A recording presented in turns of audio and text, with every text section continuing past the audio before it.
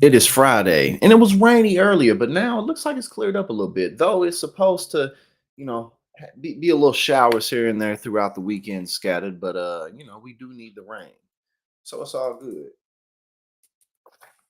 It is April 12th, and let's see, what's the temp here in northern New Jersey right now? It is 62 degrees, so not bad. After this, I gotta go to the store get a couple of things, and then I don't know. I don't know what I'm gonna do tonight. This weekend, I may link up with one of my friends. He lives around the corner. Actually, he's from St. Louis too.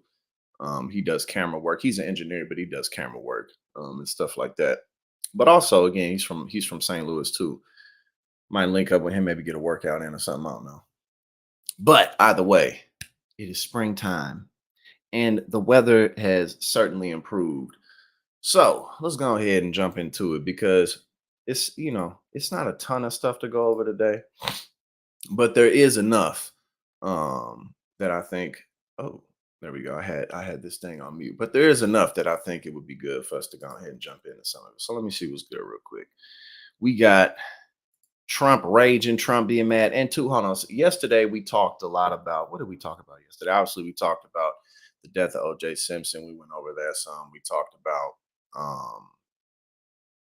some of the impacts on just the national electoral field due to um, the well, basically Arizona, Supreme Court in Arizona. So some of what we're going to talk about today is Carrie Lake trying to backtrack and pretend like she wasn't on camera supporting this legislation not too long ago. So we're gonna get some of that. But yeah, yesterday we ended up having a pretty long stream. We was in there for like almost 2 hours yesterday. Typically we go for about an hour, maybe a little over, but it's all good. So hold on, let's see what we're gonna start with. Matter of fact, let's go ahead and start with this 4-day work week possibility. Obviously, that's probably not gonna happen anytime soon, but let's check it out. All right, let's see. Hold on. 4-day work weeks may be around the corner. A third of America's companies are exploring them. All right, interesting. Let's check this out. I mean, I think like when you look at like the concept of a 4-day work week, obviously I'm in favor of that. But then there's so many other things wrapped around it in terms of like wages and what have you. Um, but yeah, because even if you had a 4-day work week, I mean, how many people would actually be able to only work 4 days a week? You know what I mean? So like I mean, unless you're making a salary to where you really can afford, um, to work 4 days a week. I don't know how big of an impact this really will have, but let's hold on. We're gonna check this out. We're gonna go through. So let's read more. Hold on one sec. Let me on one thing real quick. All right, my bad. All right. Oh, we got you don't like my music. What's going on? But yeah, let's look more into it. Because again, my bigger overall question is yeah, okay, maybe some companies will do a 4-day work week, but how many people really could afford that? Burnout is such a problem for workers that some bosses are considering shrinking the length of the work week. Nearly one third of large U.S. companies are exploring new work schedule shifts such as 4-day or 4.5-day work weeks, according to KPMG survey of CEOs released this week. The findings show how some executives are searching for ways to attract and retain talent in a red hot job market where many employees feel overworked and underpaid. Oh, we got Shabo. What's going on? Yeah, see, and again, that's my the bigger question is it's like, well, that would be great, but then there's just still so many other issues going on within the American economy to where it's like, I mean, it, I don't know. It seems like a bunch of smoke unless we address again wages and tax and the tax code and the benefits that are available to us and stuff like that. But I mean, I guess it's better to start somewhere than not get started at all. You know what I mean? So that's fine. The findings show how some executives are searching for ways to attract and retain talent in a red hot job market where many employees, oh, I just read that, my bad. Quote, we are all working to figure out what is optimal, and we will continue to experiment and pivot. Paul Knopp, chair and CEO of KPMG US, told CNN in an interview. Many workers say they would love a shorter work week. A full 77% of US workers said a 4-day, 40-hour work week, a 4-day, 40-hour work week. Um, I guess. I mean, longer work, what, a bit longer work days. How does it work? If Shabo, if you still in here, I'm about to grab me some juice. I got cotton mouth. But how does it work there? Do you work like longer like days? What is it like 11, 10 hour shifts, or is it like more 7, 8 kind of normal like that? How does it go down? One sec, I'm about to grab me some juices right here. I'll be right back.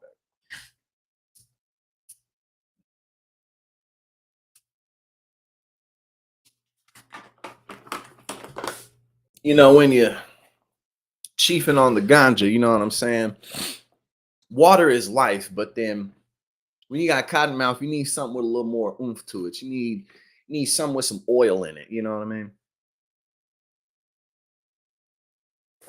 So we got all the juices. We got everything that we need. All right, let's keep it going. um. Okay, that 77% of workers said the 4-day, 40-hour work week. That was from a Gallup poll in November. That includes 46% who said it would have an extremely positive effect. The good news for workers is that some studies of 4-day work weeks in the United States and Europe have found positive results for well being and productivity among workers. However, Knopp said it would be premature to definitively say this approach is gaining traction. Quote, it's way too early to declare the 4-day work week part of the future. It's still in the experimentation phase, he said.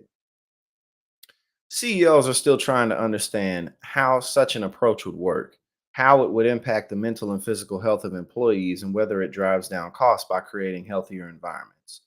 Some companies that have experimented with shorter work weeks are sticking with it. In the United Kingdom, a large majority of companies that took part in the world's biggest trial of a 4-day work week were still letting employees work a shorter week a year later. More than half even made the change permanent. All right, so if a large majority of them didn't go back, then obviously that's a good indication that it works pretty decently. You said you have a part-time job, 15 hours. Okay. Okay.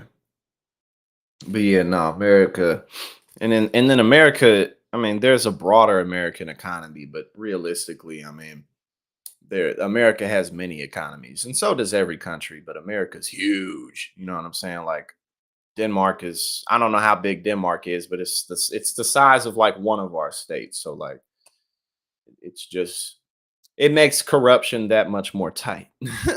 It makes it that much more lethal because there's just so many ways. There's so many avenues and so many opportunities to slip those corporate dollars in there. You can barely keep up with the shit. And every time you look to your left and your right, these motherfuckers then passed some other law or the Supreme Court and struck they gavel and made corruption even more legal, even more easy. So, you know, but I guess there's pros and cons to everything. You're never gonna get everything all right.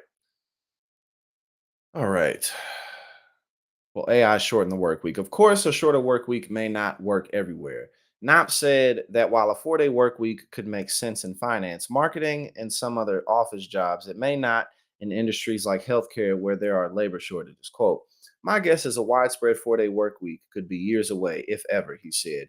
You'll see companies quietly experimenting with it, but I don't personally foresee widespread adoption in the next couple of years. Yeah, I don't either. Because again, it's not, I mean, I don't, until many other problems are addressed, I don't really see like I don't see how this would even make a difference. Like how can you actually have a 4-day work week if you're not getting paid enough to only work 4 days a week? You know what I'm saying? Like it just seems like a bunch of fluff. But again, I guess it's better to experiment with it where it's possible because that's how you need to do it. And that's why local politics are so important. I mean, this is corporate, but stuff like this can go through, the political process as well in terms of influence and setting standards and laws, of course. But this is why local politics and being involved is so important because oftentimes you can facilitate um, successful models and then prove their worth or their lack of and then try to build out with it. All right, I was reading the text. All right, let's see. However, Knopp said artificial intelligence may allow bosses to embrace shorter work weeks because the technology would make workers more efficient. Not only can AI automate mundane and routine tasks such as building presentations, crafting emails, and writing reports, in the future, it will get better at even more complex activities. Quote, it's possible that generative AI might make the 4-day work week more realistic. In fact, the KPMG survey found that 61% of US CEOs are encouraging employees to use generative AI to automate. Okay. There's so much going on. There's so much stirring in the pot at once. There's hold on one sec. I'm gonna open something.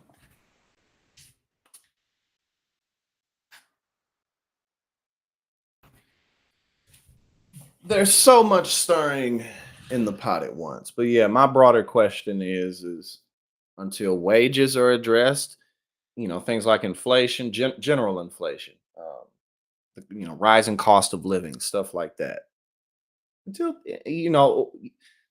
and then, like, excuse me, our health and our health insurance industry, healthcare costs, how we pay for that, how we pay for higher education. I mean, pretty much anything that's really all of that shit has to be addressed, or else I don't really see how big of a difference a 4-day work week can possibly make. Because it's like, oh, we got a 4-day work week. Like, okay, well, I still can't pay my bills. You feel me? So, but but yeah. All right, what is? Hold on. All right, I'm just gonna go. We just going in order right now. Okay, we just going in order. So we got a MAGA fan right now doing whatever it is. Oh, thank you, Davina, so much for the $3 super chat. You said, poor character with lovey-dovey eyes blowing red shirts in the air. Thank you so much for the $3 super chat. I truly appreciate you. And I appreciate everybody else for joining today and for everything else that you continuously do. Again, thank you for the $3 super chat.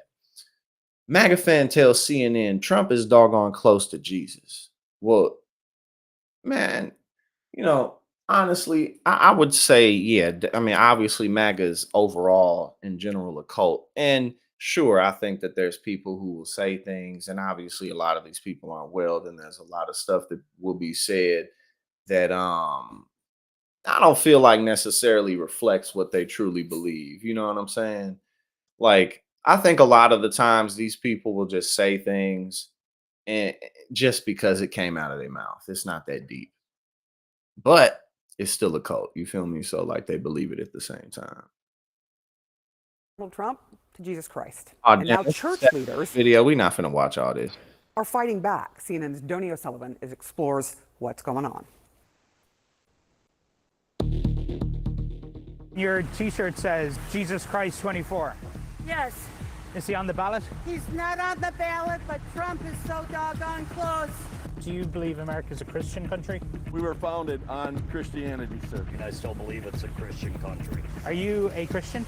Yes, I am, and I don't like what's going on with what they're trying. Okay, again, that's a lot of the time stuff like that really isn't even that deep. It is, but it's not. Like, they just say shit because it's like it's about as deep as like somebody who's a diehard Jets fan or a diehard Cardinals fan or whatever. You feel me? Like, they're just with the team no matter what. So, like, who knows what they're gonna say? Unfortunately, that's how our political system works in this country, which is why there's so many issues and why so much, is just all over the place. But you know what I'm saying? It's all good. Now, let's see what's up here. We got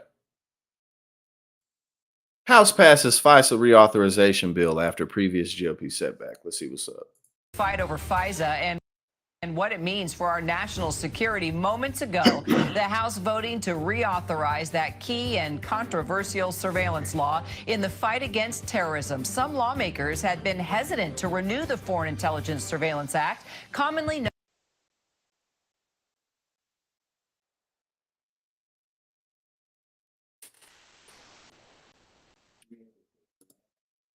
known as FISA, as former President Donald Trump told them to kill it. FISA allows the government to gather information on foreign nationals who it believes could be compromising American security and be able to do it without a warrant. The holdup is that, and sometimes it collects data on Americans who interact with persons of interest. Joining me now, contributing political correspondent Rachel Bade, also Justice reporter Alex Mallon, and national security and defense analyst Mick Mulroy. All right, Rachel, let's start with you. 19 Republicans voted to block FISA earlier this week. What changed today? Yeah, Kira, there was definitely a cleanup effort behind the scenes, people trying to get to Donald Trump privately to explain to him that, look, his objections to this law weren't exactly valid, that he was sort of conflating two different things.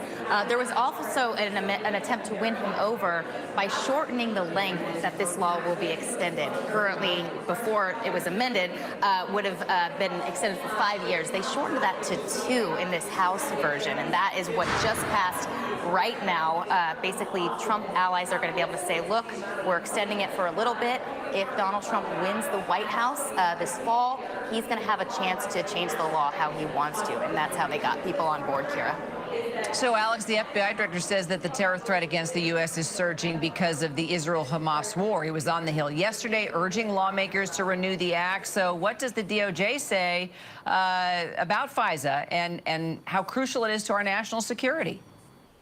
Yeah, that's right, Kara. We haven't gotten a reaction in from them yet about this vote and the appearance that they are going to reauthorize this FISA program. But we heard from FBI Director Wray on the Hill yesterday just expressing how crucial this is, not to things just like combating cyber activity by foreign nationals, things like intel or other investigations, but specifically he singled out what we saw happen in Russia with that attack by ISIS-K operatives at that opera house. He says that something like that, targeting the U.S., something like a concert venue here, that is what raises the FBI's alarm. If this crucial tool for national security were to go away, it would prevent FBI analysts from being able to spot active plots such as that. So, Mick, as we know, former President Trump was wanting FISA to get killed here and claimed 273 to 147 vote. Lawmakers renewed Section 702 of the Foreign Intelligence Surveillance Act. Well, we'll see what happens when it goes to the Senate. We shall see. I mean, if it passed the House like that, then I think it'll probably go through the Senate. But we'll see what's up. We got Margarita and Morbius. Thank you so much for joining us today. Thank you, everybody, for joining us. But yeah, we'll see what's up. I'll bring this back up when it goes to the Senate. We'll see what happens. But you know, it won't be the first time. Won't be the first time. Probably won't be the last. But yeah. All right. Now let's go ahead and see what's up with this. We might not watch the whole thing, but Lawrence O'Donnell dedicates 5 whole minutes to ridiculing Trump's mud-brown physical appearance. I just want to see a little bit of what he's going to say. Again, we may not even watch the whole thing. And while you are sitting there in the jury pool, listening to the judge describe this case to you, Donald Trump is sitting at the defense table looking like this. Let's take that back down to a half screen of Donald Trump. Now, we normally don't allow Donald Trump to occupy your full television screen during this program. But for this one time, as you consider yourself sitting there on Monday in the position of a juror looking at him, let's look at what they will actually see without hearing a word from Donald Trump. He just gonna hold And it for up. that, we're going to go back to the full screen so you can take in what this. They just putting his face up there just because he got a. My man, he just dipped his face in chocolate cake. That's exactly what it looked like. Nah, that shit is terrible. That is horrible. But we're not gonna watch this whole thing. But it's funny as hell that they just got this man's face up here and that's all they focused on. Man actually looks like now. Donald Trump is likely to be sitting there as he is in this recent campaign videos. That's a picture of him when he's trying to look his absolute best in his campaign. Well, you know, he's having a hard time in the court system, but that does not necessarily mean that he won't end up winning the election. Especially given the fact that it's looking like the Georgia election trial is going to be pushed back to after the election. So, you know, if he wins that, he may be able to just go ahead and get rid of it, which is his ultimate goal. That's really why he's in the race, is because he's just trying to stay his ass out of prison. All right. Now let's hear. Now we're gonna go into a little bit from Carrie Lake, because again, she's trying to like erase the fact that she's on record supporting this 160-year-old territorial law before Arizona was a state.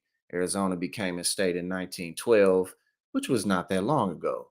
But this law went into effect when slavery was still legal, I believe. If it wasn't, then it was like somewhere around that time when it was fresh out. You know what I'm saying? So, eh, so let's see first what Governor Katie Hobbs has to say, and then we're gonna go into Carrie Lake and see what she talking about. In a matter of weeks, the Civil War era abortion ban could go into effect in your state with no exceptions for rape or incest. Okay. No erasing the state indictments. But still, his best bet is to get his ass back in there. So at all costs, that's his game plan. How are But he done broke laws everywhere, so he just fuck regardless. you processing this decision? And tell us about the impact you expect this to have on Arizonans.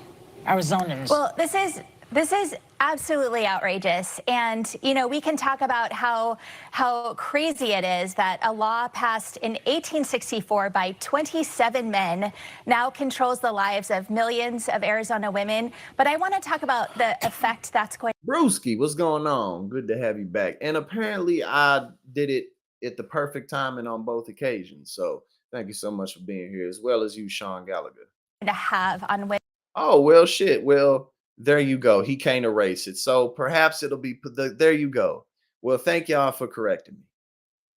So the case may be pushed back, but there's not much he can do about it. Women in our state. I myself have personally experienced a miscarriage, losing a pregnancy by miscarriage. And the treatment for that is a procedure that is also an abortion. And that is a common treatment. And how outrageous is it that if you have this terrible thing happen, that doctors can't treat you because they'll be criminalized for it now. There's a woman named Morgan, and she gave me permission to share her experience that she shared many times. She was pregnant with twins. One of those twins had serious complications, and carrying that pregnancy to term would have jeopardized not only the other twin, but her own life. And she needed a selective reduction, and she couldn't get that in Arizona. Even though it's a procedure that wasn't outlawed, she had to go to another state to get that procedure because of the chilling effect that these kind of bans have on doctors in our state. I am a social worker. I work into it. Well, there's also as well, you know, some of these red states that it passed, especially like the 6-week bans and shit like that.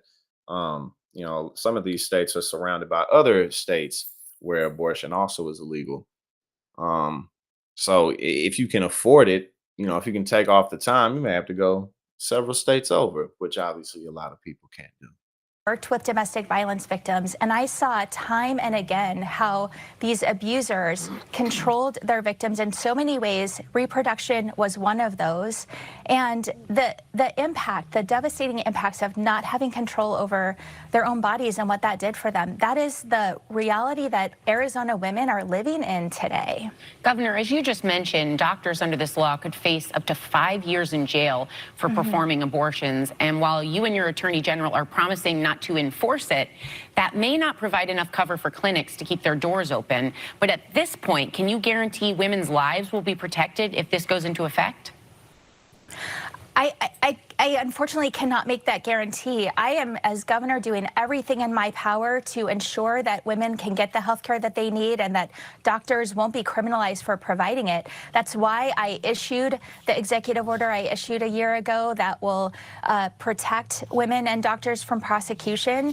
And the Attorney General has said under this executive order she won't prosecute these folks. But there's a lot of uncertainty, and that's why I immediately called for this ban to be repealed, and the legislature should do the right thing for Arizonans. And yesterday we saw that video where they were attempting to repeal it, and then the Republicans in the legislature just got up and left. So yeah, there's definitely that. It's like, oh, not these people ain't playing. They're like, no, we serious. We gonna uphold this, even though no one wants it, and even though it has already had negative impacts on Republicans' chances in elections, will continue to, but they don't care because their main goal is just to control people.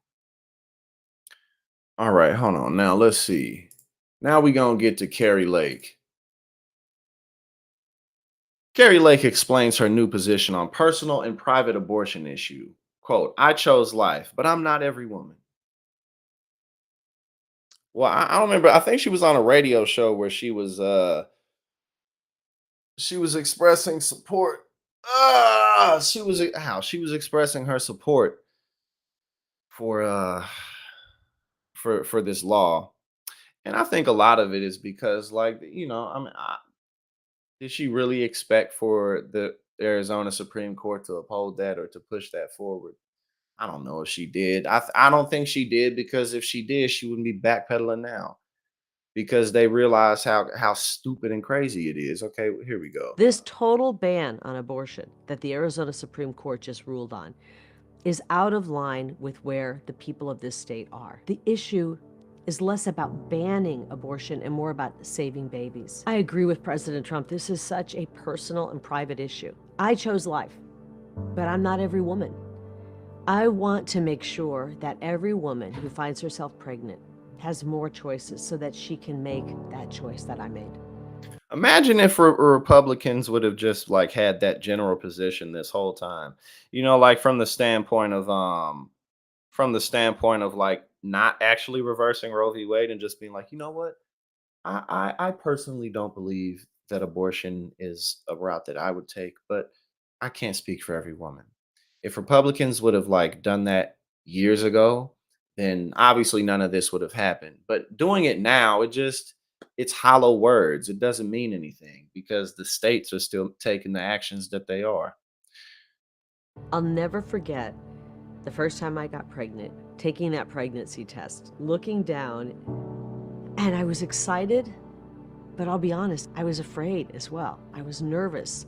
I was anxious. It's natural for women to be nervous and anxious when they're pregnant. I never would ever assume that any woman had the same exact feelings I had or situation I had. We know that some women are economically. See, again, like if you never ever heard anything, if you never heard Shabo, thank you so much for the super chat. I don't know exactly the Dutch currency, but thank you so much. You said pro-life is insanity, masking is. Indeed it is. And again, thank you again for the super chat, but you're right. And the right in this country, the right wing in this country spent 50 years making this happen. And apparently all of that hard work and patience and determination paid off for them. Thank you again for the super chat. In a horrible situation, they might be in an abusive relationship. They might be the victim of rape. I agree with President Trump. We must have exceptions for rape, incest, and the life of a mother. We, as American people, don't agree on everything all of the time. But if you look at where the population is on this, a full ban on abortion is not where the people are. The issue is less about banning abortion and more about saving babies. And we can do that. We are only as strong as our greatest institution, which is the family. You know, I had a real eye-opening experience this last summer. I had the opportunity to visit Hungary, and it completely changed my view of how we should deal with this complicated, difficult issue. In Hungary, what they did I thought was so amazing. They started with their tax rate. And when you get married, they give you a cut in your tax rate. When you have your first child, they give you another cut. By the time a mother has 4 children. Exactly, 100%. That's exactly what this is. And like this whole ad, again, well, obviously we know who Carrie Lake actually is, and we know what the Republican Party actually stands for. But again, this is the branding that they should have always had. But that, you know, they're not democratic, so that doesn't mean shit. You feel me? Like, that doesn't matter. Like, finding a middle ground is not what, you know, like these extremists are about. That's not what they about. She never pays taxes again.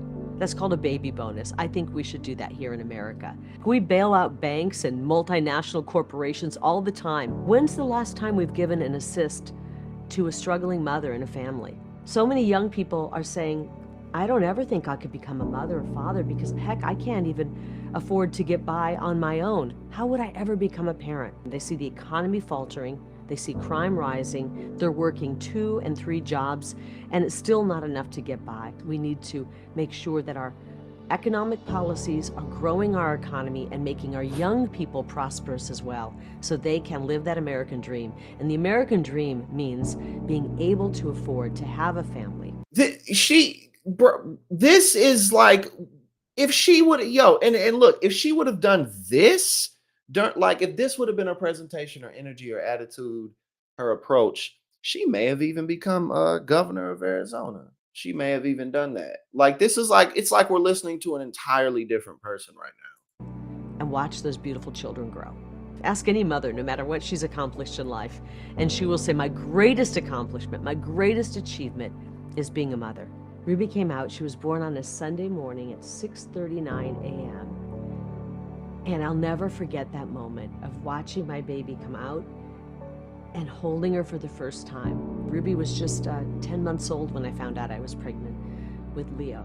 She quickly warmed up to Leo, and they've become just the best of friends, and it's just been such a joy to watch them grow up. I want more women to have that joy and that achievement. I want to write legislation, vote for policies that will help make that a reality. That is what makes our country great. But see, again, if that was true, then you would be in favor of stuff like Planned Parenthood, family planning assistance, benefit programs for young mothers in poverty, stuff like that. I'm so honored to call President Trump friend. I'm so honored to have his endorsement, and I 100% agree with him as a mother and as a woman.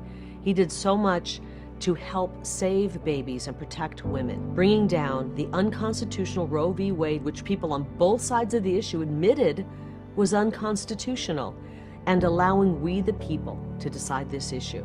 Right now, we're in that part where we're deciding the issue. And yes, it's painful.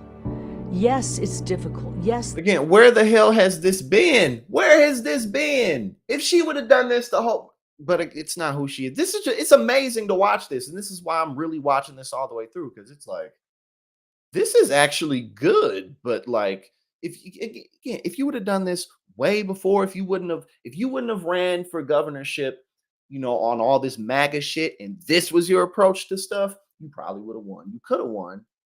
It's amazing. There are emotions that, and that just really goes to show too how big of a piece of shit she is, because it's like this is coming across as so sincere, and she's just acting, because we know who she really is. Like, she's just acting like she's so slimy. That are so strong, and people are angry, and people are sad, and they're furious. This is the difficult part. I didn't get into politics because I thought it was going to be easy. I'm okay with the difficult parts. And right now, we're in that part where we need to work through this issue. And thankfully, as we're working through this issue, it's not just going to be the abortion extremists calling the shots. People who are pro-life have the ability at this moment, thanks to President Trump, to be involved in this process, to come up with policies that will work to help women and save babies. We knew that when this issue was sent back to the states, there would be debate, there would be argument, there would be teeth gnashing, but we're gonna get through this. We are Americans. Heck, we're Arizonans. We're some of the toughest people out there. We're gonna work through this. And on the other side, we're gonna come out much better for it. They want this issue to bring down our country. They want Americans at each other's throats. And this issue has the ability to bring down our country or help save our country. And I want to help save our country. As your senator, I will oppose federal funding for abortion. Nah. What? This issue has the power to bring our country down or unite it. Like, no, because y'all didn't need to do this. Roe v. Wade happened. That shit went down in 1973. Like, this shit was settled. Like, so she couldn't help but fuck it all up in the end, even though but like I said, I was like, yo, Carrie, like, where the hell has this been? If you would have been able to do this earlier, you may have, stood a lot better. Your brand would be more solid than it is now. But this is just absolutely hilarious. Because again, I don't have it pulled up right now, but she's been caught on tape. She was in some interview. I think it was some radio show where she was basically saying, she literally said that she supported that bill, the 160-year-old shit territorial law that the Supreme Court just used. All right, let's see what's up. All right, a rant about how useless this Congress is and how they've gotten absolutely nothing done.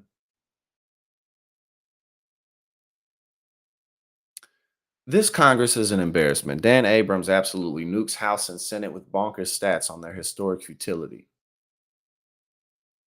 I want to talk about something in Congress real quick, all right? An absurd milestone today. A procedural vote that ought to have been a formality instead was defeated by the House. 18 far-right Republicans joined with Democrats to vote down a measure to just set the parameters for a debate on reauthorizing FISA. Now, here's why this is important. The House members who voted no today weren't voting no on a bill. They were voting no on talking about a bill.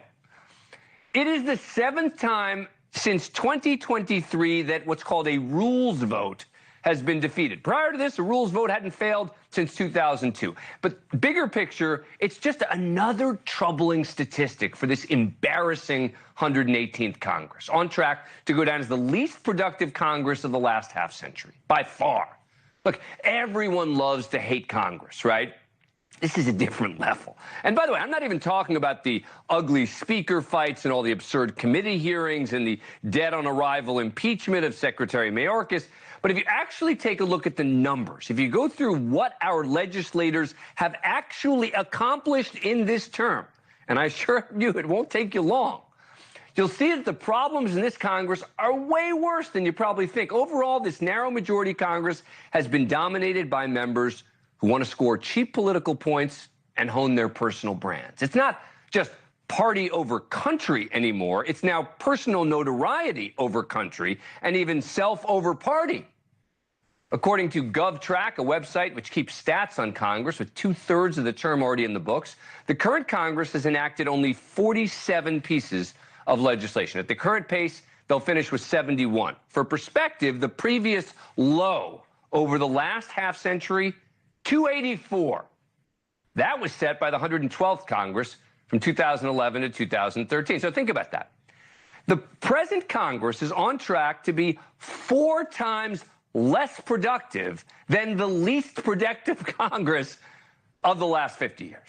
And again, that's exactly why we talk about all the time. And as y'all know, that's why local involvement and state involvement is so crucial, because of this shit. I mean, ain't nothing going down. Ain't nothing gonna go down in this next Congress either. And it's not just that Congress has done so little. It's also that the vast majority of the few things they have done are very low stakes. The biggest accomplishment has been stopgap measures to just keep the government open. But apart from those sort of temporary Band-Aids, which only happened at the 11th hour, by the way, pretty much nothing of substance has passed both chambers of Congress since last January. Take a look at some of the highlights of what they have passed. Got a bill to name a federal building in Detroit after Rosa Parks. A bill to allow Secret Service agents to earn overtime pay. A bill to reappoint representatives to the board of the Smithsonian. And a bill greenlighting the creation of a special coin to commemorate the 250th anniversary of the Marine Corps. It's fine, it's good stuff, but on the big stuff, completely MIA. I get that the House and the Senate are controlled by different parties. That's always going to make it more challenging. They're not even trying. Last week, 7 Republican members of Congress introduced a bill that Dulles Airport in Washington be renamed after President Donald Trump. An obvious non-starter that would never pass the Democratic-controlled Senate and wasn't even well received, by the way, by swing district Republicans looking to distance themselves. But that didn't appear to matter. They only seemed interested in sucking up to Donald Trump, grabbing some cheap airtime in conservative media. In an interview on a right-wing cable channel called Newsmax, Tennessee Republican Congressman Andy Ogles tried to sell the idea that it was somehow in his constituents' best interest that he and his colleagues devote their time to stroking Donald Trump's ego. We have an obligation to do our jobs, and part of that is to honor the former president. It's up to you and I to continue to fight for conservative causes. And why not put it in their face and say, you know what, we're going to honor the president and we're going to name the airport after him. Put it in their face, own the libs. Someone who has no interest. Yeah, exactly. On the libs, man, and that's been in the kettle cooking and boiling for shit at least since Newt Gingrich. So my whole life, this whole thing been boiling up. Actually getting anything done. But it takes two sides to create a stalemate, and the far left is chipping in too.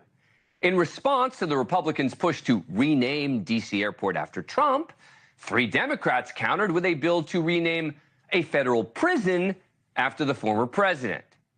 And guess what? They too ran to partisan cable news to crow about it. Virginia Democratic Congressman Jerry Connolly gloating about the proposed legislation on MSNBC. I think it's only fitting that if Republicans really want to honor Donald Trump, the most appropriate way to do that is to name a federal prison. He might be visiting soon after Donald J. Trump. You may get the Trump endorsement for that. I don't think there's a building he wouldn't want his name on. This is what our legislators are doing. They're not passing bills that can actually Exactly. Like you said before, they had to pretend like what they was trying to do is actually assist people with their lives. It became politics basically just became just this big ass game show, a game show, especially for Republicans, and owning the libs is just consistently what it's all about. But we had a shorter stream because I actually got to cut up out of here. I got to go to the store, pick some stuff up before they close. But yeah, the prison thing is kind of funny. The shit is funny. But actually, I got to cut up out of here and get some stuff before this place closes. But I'm going to be streaming tomorrow, probably sometime in the early afternoon. We're going to go over just some cool nerd shit. And again, thank you, everybody, for everything. It's been a good week.